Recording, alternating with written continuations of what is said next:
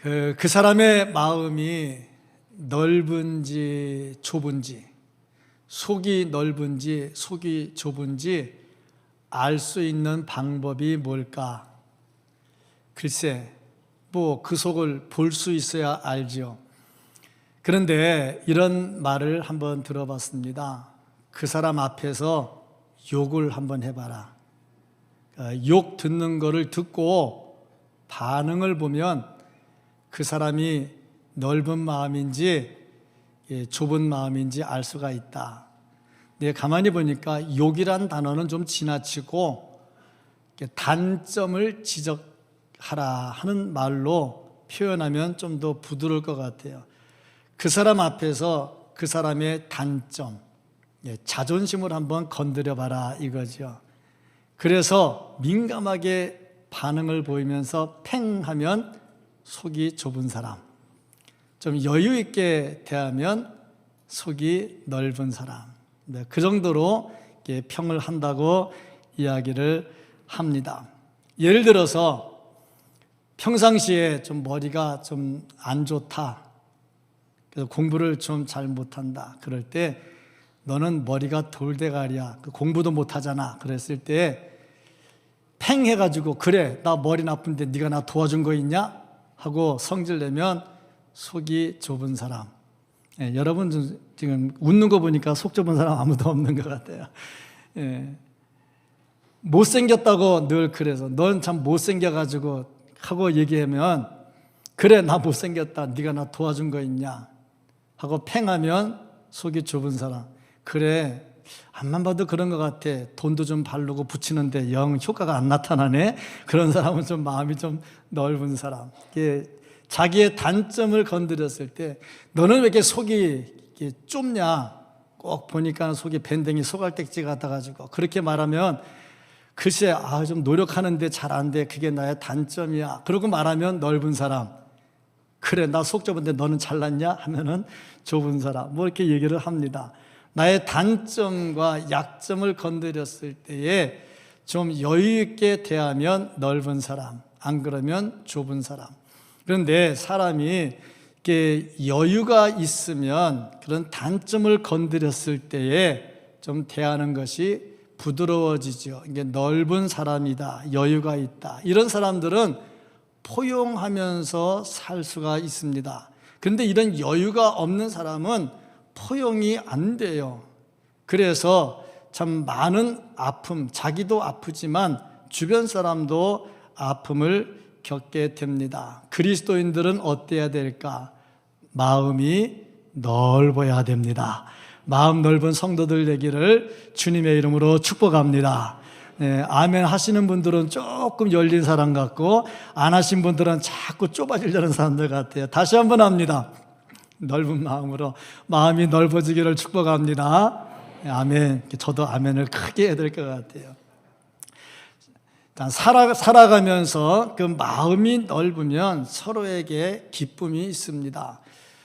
특별히 예수 믿으면 당연히 마음이 넓어져야 됩니다. 왜냐하면 예수님의 마음이 넓었고 우리는 예수님을 닮아가는 사람이니까 역시 마음이 넓어야죠. 그리고 교회 처음 나온 사람보다는 교회 나온 지 오래된 사람이 마음이 더 넓어야 되고, 또 직분이 없는 사람보다는 직분 있는 사람이 마음이 더 넓어야 되고, 또 중직으로 올라갈수록 마음이 더 넓어야 됩니다.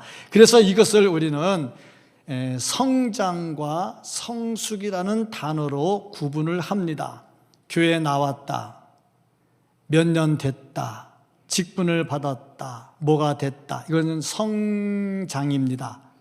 껍데기가 커지는 거지요.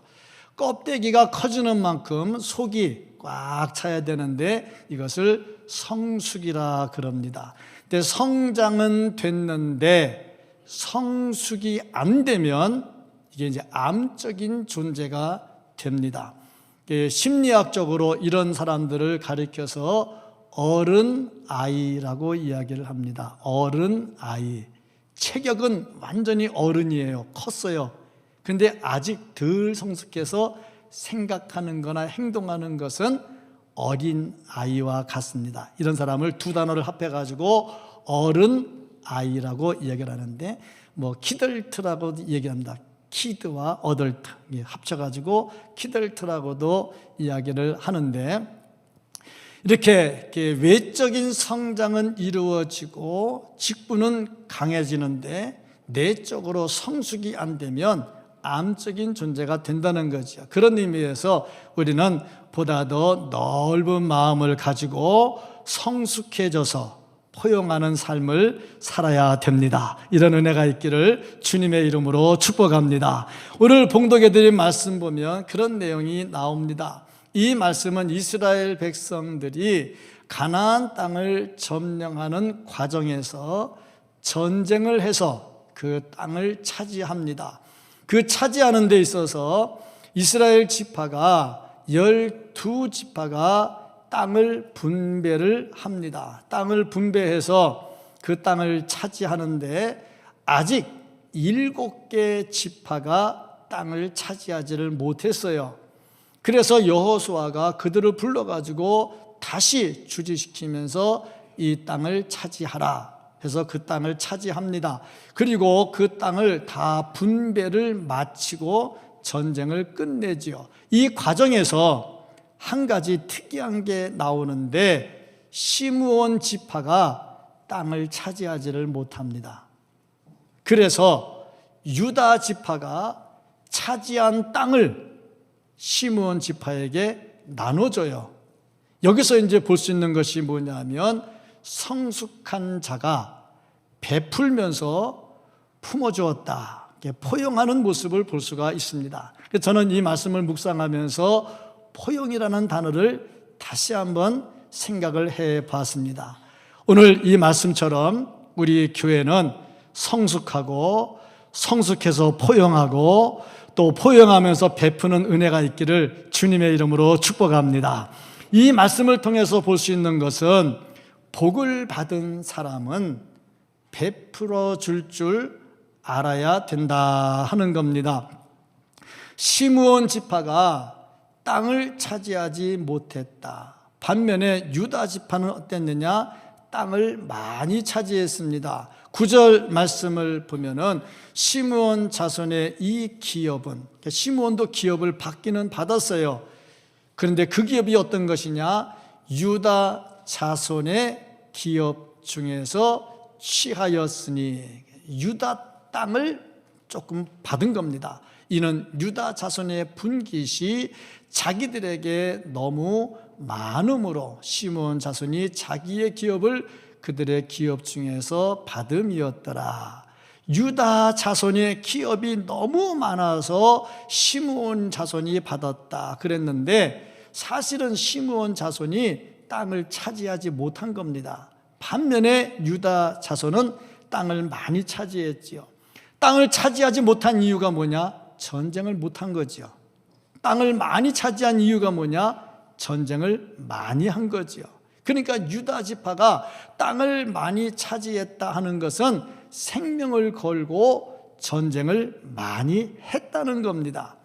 그런데 이렇게 생명을 걸고 전쟁을 했던 유다 지파가 가진 땅을 시므온 지파는 전쟁도 별로 안 하고서 그 땅을 받았다 하는 겁니다. 어떻게 보면 참 시므온 지파는 노력도 안 하고 많이 받았네, 복 받았네, 그렇게 생각할 수도 있겠죠. 그런데 여기서 볼 수 있는 것은 뭐냐면 유다 지파의 배려하는 마음입니다. 자기가 생명을 걸고 열심히 싸워서 가나안 땅을 많이 점령을 했어요. 하나님께로부터 복을 받은 거죠. 이 전쟁을 승리하게 하신 분이 하나님이시거든요. 자기들이 아무리 싸웠다고 한들 이 오합지졸이 싸우면 얼마나 싸우겠습니까? 하나님께서 주신 것이죠. 그러니까 하나님께로부터 받은 이 복을 내 것이라 해서 내가 가지고 내가 내 마음대로 하는데 무슨 상관이냐, 그러지 아니하고 자기 지파 중에 연약한 지파에게 베풀어 줬다는 겁니다. 만약에 유다 지파가 무슨 소리냐, 우리가 목숨 걸고 벌었는데 이걸 왜 달라고 그러느냐, 그리고 안 줬으면 어떻게 됐을까? 아마 지파 간의 갈등이 일어났고 시므온 지파는 맥없이 또 무너지게 되겠죠. 그러면 하나님께서 주신 12지파에 문제가 생기겠죠. 이때 유다 지파는 어떻게 했느냐? 내 것을 내 것이라고 강요하지 아니하고 목숨 걸고 취한 땅을 아낌없이 나누어 주었다는 거죠. 주님께로부터 받은 복을 베풀어 줄 알았다 하는 겁니다. 참 아름다운 세상이 되려면 이렇게 열심히 벌어들여서 소유한 자가 연약한 자를 위해서 베푸는 겁니다. 그런데 우리가 사는 세상은 참 안타깝게도 열심히 벌어서 내 것 만드는 데까지는 잘 하는데 내 것 만든 다음에 그 다음에 다른 사람들에게 베푸는 것은 잘 못해요.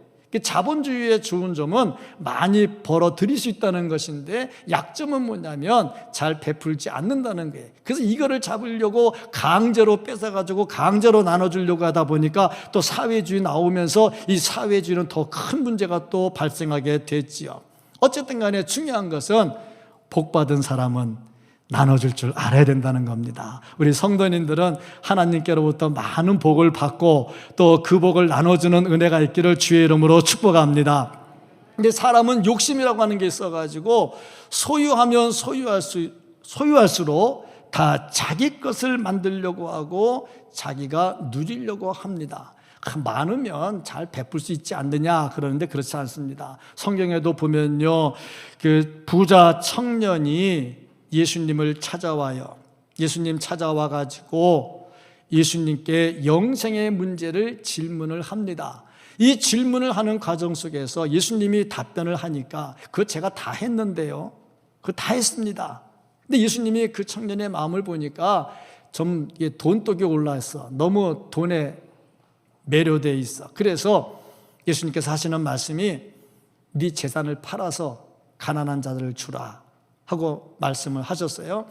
그랬더니 그 청년이 돈이 많기 때문에 근심해서 돌아갔다. 이걸 보면서 역시 가진 사람들은 전부 자기를 더 챙기더라 하는 것을 볼 수가 있어요. 성숙한 사람은 어떤 사람이냐? 열심히 벌어들인 것을 가지고 연약한 자를 위해서 베풀 수 있어야 된다 하는 겁니다. 이걸 보면요, 성경에는 이상하게 부자에 대해서 좋은 점도 말하지만 나쁜 점도 여러 가지로 말씀하고 있는 것을 봅니다. 이게 보면 항상 어디든지 다 그런 것 같아요. 있다고 잘하는 게 아니고 마음이 있어야 잘하는 겁니다. 유다 지파가 땅이 있어서 베푼 게 아니라 일단 그들의 마음이 있으니까 시므온 지파에게 베풀 수가 있었다 하는 거죠. 이걸 보면서 성숙한 사람들은 어떤 사람들이냐? 베푸는 사람들이라 하는 겁니다. 우리는 그리스도인입니다. 그리스도인은 어째야 되느냐? 예수 안에 하나지요. 예수 안에 하나면 어떻게 해야 되느냐? 서로 함께 나눌 수 있어야 됩니다. 초대 교회를 보면요, 그 초대 교회는 참 베풀기를 좋아했어요. 그러니까 교회가 천국과 같았습니다. 사도행전 4장 32절부터 35절까지 말씀을 보면 믿는 무리가 한 마음과 한 뜻이 되어 모든 물건을 서로 통용하고, 모든 물건 서로 통용하면요, 있는 사람은 손해입니다. 없는 사람은 득복이겠죠. 자기 재물을 조금이라도 자기 것이라 하는 이가 하나도 없더라. 하나도. 한둘이 아니고 하나도 없더라. 사도들이 큰 권능으로 예수의 부활을 증언하니 무리가 큰 은혜를 받아 그 중에 가난한 사람이 없으니. 가난한 사람이 없어요. 이유가 뭐냐? 이는 밭과 집 있는 자는 팔아서 그 판 것의 값을 가져다가 사도들의 발 앞에 두매 그들이 각 사람의 필요를 따라 나누어 줌이라. 그러니까 있는 자가 헌금을 했고 헌금한 것 가지고 없는 자들이 같이 생활을 한 겁니다. 하나님께서 주신 복은 마음껏 받아서 누려야 되고요, 이것을 같이 또 나누어서 베풀 수 있어야 되지요. 이것이 성숙한 사람이고 이것이 포용할 줄 아는 사람입니다. 그런데 우리는 이것도 중요하지만 한 가지 더 중요한 게 있습니다. 그게 뭐냐면 우리는 이미 복음을 받은 자들입니다. 예수 안에 구원의 기쁨을 누린 자들이지요. 그러므로 어떻게 되느냐? 내가 받은 이 복음을 받고 구원의 기쁨을 누려야 되고, 거기서 끝나는 것이 아니라 이 기쁨을 또 나누어 줘야 됩니다. 그래서 교회는 전도하고 선교하는 일을 합니다. 또 7월 8일부터 키르기즈스탄 단기 선교를 가는데, 거기에서 현지 지도자들을 모아가지고 그들을 훈련을 시켜요. 그러면 그들이 또 가서 그 지역의 사람들에게 복음을 전합니다. 이런 선교를 하고 있는데 이것이 그냥 이루어지냐 이거죠. 우리가 가진 복음을 베풀어야 되는 것이고, 이 복음이 그냥 베풀어지냐 이거죠. 그만큼 또 물질을 가지고 가서 베풀어야 이루어지는 거죠. 성숙한 사람은 받아야 되고 복 받아야 되고, 받은 복은 나눌 줄 알아야 됩니다. 이런 은혜가 있기를 주님의 이름으로 축복합니다. 유다 지파가요, 생명을 걸고 땅을 차지했어요. 내 것이라 하지 않고 연약한 시므온 지파를 위해서 베풀었다는 겁니다. 이런 은혜가 우리 교회에 충만하기를 주님의 이름으로 축복합니다. 또 이 말씀을 통해서 볼 수 있는 한 가지가 뭐냐면, 하나님께서 베풀어 주신 복이라 할지라도 죄를 지으면 이 복이 소멸되더라 하는 겁니다. 자, 12지파가 처음에 똑같이 제비 뽑았어요. 시므온 지파도 마찬가지입니다. 그런데 왜 시므온 지파는 이 땅 분배받을 때 제 땅을 차지하지 못했을까? 이유가 뭘까? 왜 하나님이 주신 복을 제대로 받지 못했을까?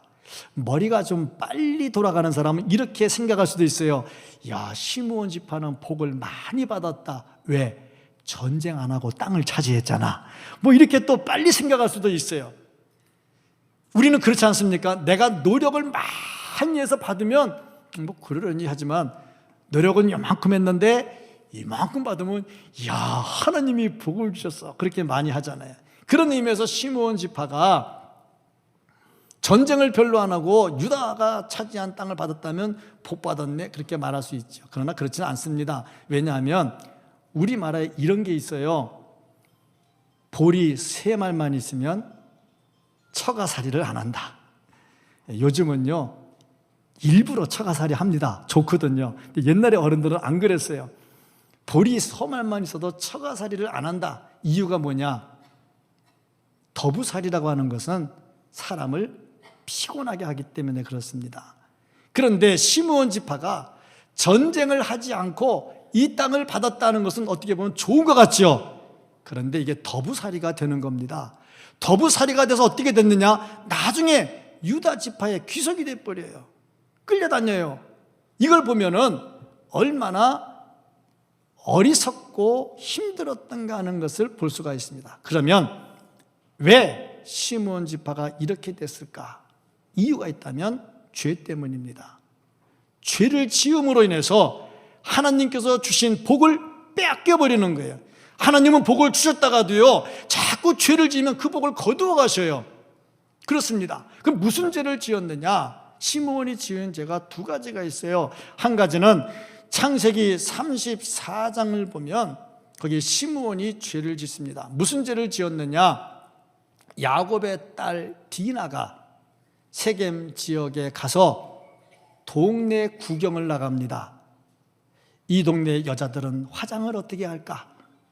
이 동네 여자들은 액세서리를 뭘 할까? 옷은 어떻게 입을까? 궁금하거든. 그래서 그것을 구경하러 나갔어요. 구경하러 나갔다가 세겜이라고 하는 청년에게 성폭행을 당했습니다. 난감한 일이 벌어졌지요. 그래서 전쟁도 못하고 난감한 상황이 벌어진 상황에서 그 성폭행을 했던 청년이 나는 디나를 너무너무 사랑합니다. 결혼 좀 시켜주십시오. 그런 거예요. 그런데 야곱의 입장에서는 결혼시켜주기가 좀 애매한 거야. 왜? 우리는 하나님의 백성이고 저건 이방인이거든. 어떻게 결혼하냐 이거지. 그러니까 세겜 족속들이 요구했어요. 그럼 어떻게 하면 결혼해 주겠느냐? 그럼 니들이 하나님을 믿고 하나님의 백성이 되라. 그러면 결혼시켜줄게. 이렇게 된 거예요. 그럼 어떻게 하는 것이 하나님 믿고 하나님 백성 되는 거냐? 구약의 시대에 할례를 받아라. 할례를 받으면 하나님의 백성으로 인정해서 혼사를 시켜주겠다 하고 얘기를 했어요. 그러니까 결혼할 양으로 전체가 다 할례를 다 받아버린 거예요. 하나님의 백성이 된 겁니다. 그런데 문제가 생긴 것이 뭐냐면 할례 받고 3일쯤 됐을 때 아파서 못 견디겠는 거야. 그때 시므온과 레위가 몰래 밤중에 가서 할례 받은 사람을 싹 다 죽여버렸어요. 엄청난 죄를 지은 겁니다. 예수 믿게 하고 예수 믿으니까 죽여버렸단 말이죠. 엄청난 죄를 지었어요. 이런 죄를 지었어요. 또 한 가지 죄는 뭐냐면은 민수기 25장 14절 15절 말씀을 보면 죽임을 당한 이스라엘 남자 곧 미디안 여인과 함께 죽임을 당한 자의 이름은 시므리니 살루의 아들이요 시므온의 조상의 가문 중, 시므온이라는 이름이 나오지요. 시므온의 조상의 가문 중 한 지도자이며, 그러니까 시므온 지파의 지도자가 죄를 지은 거예요. 죽임을 당한 미디안 여인의 이름은 고수비니 수르의 딸이라. 수르는 미디안 백성의 한 조상의 가문의 수령이었더라. 미디안 족속의 가문의 수령의 딸하고 시므온 지파의 지도자가 둘이 음탕한 짓을 한 겁니다. 거기다 한 걸음 더 나가서 우상 숭배까지 한 겁니다. 그래서 그 불륜의 현장에 습격을 해가지고 둘 다 죽여버렸어요. 그런 일들이 있습니다. 그러니까 엄청난 죄를 계속 범하고 있었던 거죠. 결국에 이 시므온 지파가 약해졌던 이유가 뭐냐? 약하니까 있는 거 다 빼앗겼지요. 결국에 이로 인해서 사람이 진멸되기 시작하는데 인구가, 시므온 지파 인구가 절반으로 줄어들어요. 절반으로 줄어드니까 옛날에 전쟁은 전부 칼 들고 싸움할 때 힘으로 싸우는데 인구가 절반으로 주니 무슨 힘이 있어 싸움을 하겠어요? 전쟁을 못하는 거지. 전쟁을 못하니까 땅을 차지하지 못하는 거지. 땅을 차지하지 못하니까 하나님의 약속이 날아가 버리는 거지요. 왜 이런 일이 일어났느냐? 죄 때문에 그렇게 됐다 하는 겁니다. 그래서 우리가 진정으로 복받고 성숙하고 베풀고 포용하려면 죄의 문제를 멀리해야 됩니다. 죄를 멀리하기를 주의 이름으로 축복합니다. 이렇게 시므온 지파와 대조적으로 단 지파는 어떻게 됐느냐? 47절 말씀을 보면 그런데 단 자손의 경계는 더욱 확장되었으니 시므온은 죄를 짓고 반으로 줄었어요.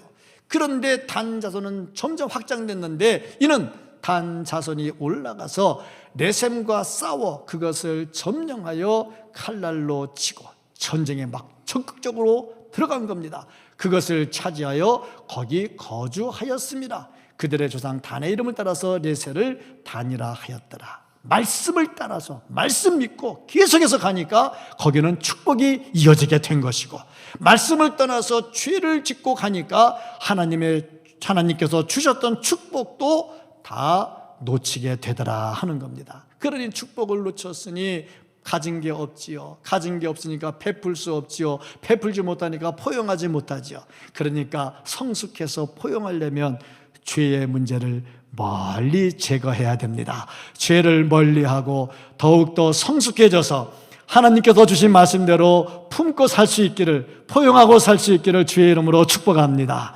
자, 그리고 이 다음에 한 가지가 또 뭐냐면 이렇게 성숙해지면 좀 양보할 줄 알고 살아야 된다 하는 겁니다. 양보할 줄 알아야 된다. 우리 사회의 문제는 내 거, 내 생각, 내 자존심, 그거를 너무 주장하다 보니까 양보가 잘 안 돼요. 그런데 이 유다 지파가 차지한 땅을 시므온에게 주는 것부터가 양보이고, 또 한 가지는 뭐냐면 이 땅을 다 분배하고 51절에 보면 어떻게 말씀이 기록이 되어 있느냐면은 이 땅 분배가 다 마쳐진 다음에 51절 말씀, 제사장 엘르아살과 눈의 아들 여호수아와 이스라엘 자손의 지파의 족장들이 실로에 있는 회막문 여호와 앞에서 제비 뽑아 나눈 기업이 이러하니라. 제비 뽑아서 땅을 다 나눴어요. 이에 땅 나누는 일을 마쳤더라. 땅 나누는 게 끝나버렸어요. 그런데 여호수아가 이 전쟁의 주도적 역할을 했는데 여호수아에게 특별히 뭐 주는 것도 없잖아요. 뭐 이런 문제. 또 그런데 이 말씀에 49절 말씀을 보면은 땅 나누기를 마치고 자기들 중에서 눈의 아들 여호수아에게 기업을 주었더라 하는 말씀이 나와요. 그러니까 땅을 받은 지파가 여호수아에게 또 잘라주는 거예요. 그리고 이 잘라주는 과정이 있었고요. 또 여호수아는 이 땅을 받을 때 하나님의 말씀이 뭐였느냐면은 50절 말씀을 보면 곧 여호와의 명령대로 여호수아가 요구한 성읍 말씀하고 있어요. 이 말은 무슨 말이냐면 이제 가나안 땅을 다 점령한 다음에 땅을 분배할 때에 여호수아가 딱 지목한 땅은 반드시 여호수아에게 주라 하는 하나님의 명령이요. 그러니까 여호수아의 입장에서는 전쟁의 1등 공신 아닙니까? 그러니까 자기가 다니면서 제일 좋은 거 여기 딱 집을 수 있단 말이지. 근데 그런 거 안 하는 겁니다. 그럼 여호수아가 요구한 땅은 무슨 땅이었느냐? 제일 허들의 땅, 황무지. 그것도 조금 요구를 했단 말이죠. 여기서 보는 게 뭐냐면 성숙한 자가 배려하고 양보하고 포용하는 모습. 이스라엘 사람들은 내 땅 어디를 달라고 해도 주겠다고 다 포용하는 마음, 이런 마음들이 서로 어우러졌다 하는 거죠. 정말 얼마나 아름다운 것인지 모릅니다. 우리의 문제는 뭐냐면 양보와 포용이 잘 안 되는 겁니다. 가끔 뉴스에서 보면 노사 갈등이 왜 생기는 겁니까? 양보와 포용이 안 되는 거잖아요. 불법, 파업 왜 생기는 겁니까? 양보와 포용이 안 되는 거잖아요. 이런 것들이 자꾸 일어나는 이유가 뭐냐면 양보와 포용이 안 돼. 왜? 성숙하지 못하기 때문에 그래요. 성숙한 사람은 어때야 되느냐? 양보와 포용이 되더라. 물론 진리는 양보할 수 없어요. 참을 거짓에게 양보할 수는 없죠. 그러나 이래도 되고 저래도 되고 조금 손해보고 조금 이익보고 그런 건 얼마든지 양보가 될 수가 있죠. 양보가 있고 포용하는 곳은 천국과 같은 것이고 이것이 안 되면 지옥과 같은 곳이 될 수밖에 없어요. 우리 교회는 정말 성숙한 사람들이 모여서 양보하고 포용하는 가운데 천국을 만들어갈 수 있기를 축복합니다. 정말 교회 오는 것이 즐겁고 행복하면요, 여기는 양보와 포용이 있는 곳이요, 천국이요. 근데 교회 올라오면 자꾸 스트레스가 되면 그런 사람 없겠지. 설마 없겠지. 우리 교회는 없겠지. 설마 사람 사는 세상이다 보니까 또 이런 일들이 가끔 일어나요. 그렇다면 왜 그럴까? 내가 성숙하지 못했거나 양보와 포용이 안 되기 때문에 그런 겁니다. 이런 것이 잘 되면 천국 같은 교회가 될 것이고 우리의 가정도 천국같이 될 것이고 내가 다니는 직장도 천국같이 될 줄로 믿습니다.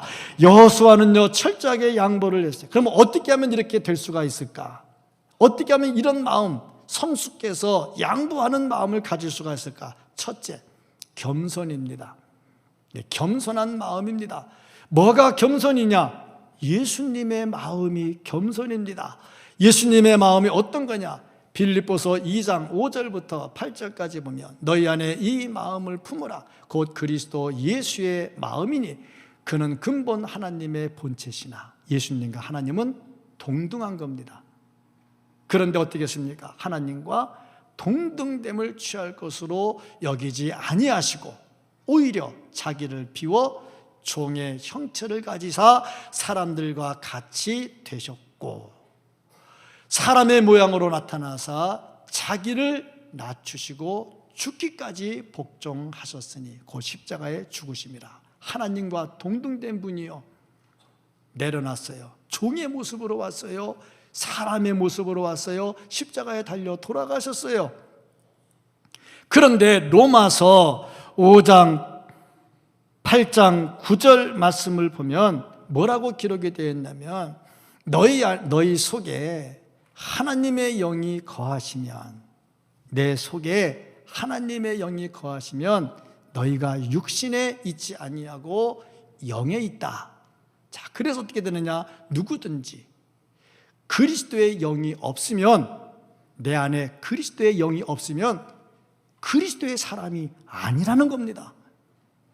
겸손하신 예수님의 영이 내 속에 들어와서 내가 예수 그리스도처럼 겸손하게 되지 않으면 그리스도인이 아니라는 거예요. 그러면 나는 뭡니까? 교회 나와 있는데 교인이지, 교인.